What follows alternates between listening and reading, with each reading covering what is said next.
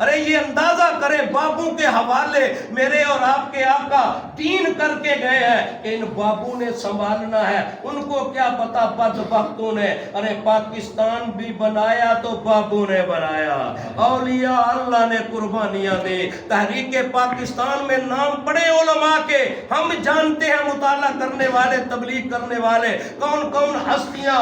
ارے پیر سید جماعت علی شاہ صاحب جیسی علی پور سجدہ میں شہزادہ جو لیٹا ہے، ان کی قربانیوں کو پڑھے کہ پاکستان کیسے حاصل کیا گیا۔ اور ایک نام ہے پاک پتن میں شہزادہ لیٹا ہے اور بابا فرید کے نام سے پکارا جاتا ہے، پنجے شکر کے لقب سے پکارا جاتا ہے۔ ایسی شان والا اس بابے نے ایک فکر آخرت کا بڑا جملہ دیا، اگر میں اور آپ سمجھ جائے نا تو پوری تقریر کا لبے لباب ہوگا۔ اور وہ بابے نے کیا کہا کہ اٹھ جاگ فریدہ ستیا، یہ بڑا پیغام ہے، اس کا کئی اشعار اس پر مشتمل ہے۔ اپنی داڑھی مبارک کو ہلا کر یہ پیغام دے رہے ہیں، اپنی داڑھی کو ہلا کر پکڑ کر اٹھ جاگ فریدہ ستیا، تیری داڑھی آیا بور۔ بور کہتے ہیں سفید بال کو، وہ فکر آخرت بابا دے رہا ہے اور اپنے کلام میں ہلا کے رکھ دیتے ہیں دلوں کو، بڑے بڑے لوگوں کو بدل کر رکھ دیا۔ اٹھ جاگ فریدہ ستیا، تیری داڑھی آیا بور، تیرا اگا نیڑے آ گیا، تیرا پیچھا رہ گیا دور۔ کہا تیری اگلی زندگی سفید بال بتلا رہا ہے، ارے تیرے قریب آ گئی، کبھی بھی ملک الموت تیرے پاس آ سکتا ہے۔ ارے اب بھی ہوش کے ناخن لے، اللہ کی بارگاہ میں جھکنے والا بن جا، اللہ کی بارگاہ میں جھکنے والا۔ آج اصالِ ثواب پر بڑے اعتراض کرتے ہیں، میں کہتا ہوں بابا کا ایک جملہ اصالِ ثواب کے لیے حق ہے، ہم تو قرآنی ایات سے بتلاتے ہیں، احادیث سے بتلاتے ہیں، اللہ نے ہمیں یہ شان شرف عطا فرمایا ہے، اس علم سے ہمیں نوازا ہے۔ اور بابا کا ایک جملہ جو انہوں نے لکھا اصالِ ثواب کے لیے، یہ جو اکٹھ نوید برادران اور پھر محمد ناظم کپڑے والے جو مجھے بتلایا گیا تھا، ارے پہلے بھی میں ادھر آ کر بیان ایک ان کے والد گرامی کے اصالِ ثواب کے لیے کر کے گیا ہوں، اور بابا جی نے بڑا جملہ کہا، اور کیا کہا؟ پھر کہا اٹھ جاگ فریدہ ستیا، اپنے آپ کو پیغام دیتے ہیں۔ ایسے اکٹھ کی یہ ترجمانی بابا جی کر رہے ہیں، اٹھ جاگ فریدہ ستیا، تو میلہ ویکھن جا۔ یہ دنیا میلہ ہے، یہ بابا جی فرما رہے ہیں، اٹھ جاگ فریدہ ستیا، تو میلہ ویکھن جا، مت کوئی بخشیا مل پوی، تو بھی بخشیا جا۔ اللہ، یہ پیغام ہے، کوئی ان میں بخشا ہوا بیٹھا ہوگا اور وہ رب کی بارگاہ میں دل ہی دل میں دعا کرے گا، رب ہم پر بھی کرم فرمائے گا اور مرحومین جن کے لیے اصالِ ثواب ہے ان کی قبور کو بھی روشن فرمائے گا۔ اللہ اللہ، وہ نہ ہو کوئی ایسا نوجوان آ جائے، محافل کے فائدے یہ ہے وہ سچے دل سے توبہ کر جائے، اس توبہ کا صدقہ رب سب پر کرم فرما دے، کیونکہ میرے آقا کا فرمان ہے جب نوجوان چڑھتی جوانی 30 سال کی عمر تک ہے، چڑھتی جوانی سچی توبہ کر جاتا ہے، جب وہ توبہ کرتا ہے رب اس کی توبہ پر اتنا راضی ہوتا ہے، مشرق اور مغرب میں جتنے ایمان والے دفن ہیں 40 دن کے لیے سب پر سے عذاب قبر کو اٹھا لیتا ہے، سب پر سے عذاب قبر اٹھ جاتا ہے۔ یاروں کوئی نوجوان ادھر بیٹھ کر توبہ کر جائے تو ہماری بخشش میں کیا شک ہو سکتا ہے؟ جب توبہ پر مشرق اور مغرب میں جتنے ایمان والے دفن ہیں ان پر عذاب قبر اٹھا لیا جائے گا تو ہم پر کتنا کرم ہوگا، ہم پر کتنا کرم ہوگا۔ ایسی محافل میں آیا کرو، کسی نہ کسی بہانے رب کرم فرما دے تو بیڑا پار ہو جائے گا۔ پھر بابا ایک بولا اور اس بابا نے تو یہ کہا کہ اٹھ جاگ فریدہ ستیا، تو میلہ ویکھن جا، مت کوئی بخشیا مل پوی، تو ہی بخشیا جا۔ تو ادھر بابا ایک اور بولا، مولانا روم رحمت اللہ علیہ، اس بابا نے بھی کوئی پڑھے نا بابا مولانا روم کی کتابیں تو پتہ چل جائے گا کیا کیا کمال کی باتیں انہوں نے کی ہے۔ ارے فکر آخرت پر ہلا کر دلوں کو مچلانے والی باتیں جو ہے انہوں نے لکھ کر اس امت پر کرم کر دیا، اور انہوں نے بڑا پیارا جملہ کہا جس کا مفہوم ہے، ارے کبھی تو نے تنہائی میں بیٹھ کر اپنے آپ پر غور کیا ہے؟ تنہائی میں بیٹھ کر اپنے آپ پر غور کیا ہے؟ تو پہلے آیا یہ داڑھی تیرے بعد آئی، یہ بابا روم فرما رہے ہیں، تو پہلے آیا، داڑھی تیرے بعد آئی، 16-18 سال کے بعد والی چیز سفید ہو گئی، تو ابھی تک اندر سے کالے کا کالا، ابھی تک اندر سے کالے کا کالا ہے۔ ارے ظاہر تیرا سفید ہو گیا، بعد میں آنے والا، تو پہلے آیا، دل پہلے موجود تھا، ارے تو اس دل کو بھی نہ صاف کر سکا، دل کا بھی زنگ نہ اتار سکا، جو میرے آقا نے صدیوں قبل بتلا دیا۔ ارے دل کا زنگ اتارنا چاہتے ہو، دل کو اللہ کی لو میں لگانا چاہتے ہو، دل کو اس کے مصطفیٰ میں مست کرنا چاہتے ہو، تو پھر آؤ، تم نے کرنا کیا ہے؟ قرآن کی تلاوت کثرت سے، اللہ تلاوت کثرت سے کرنی ہے، پھر تو نے اور کیا کرنا ہے؟ موت کو کثرت سے یاد کرنا ہے۔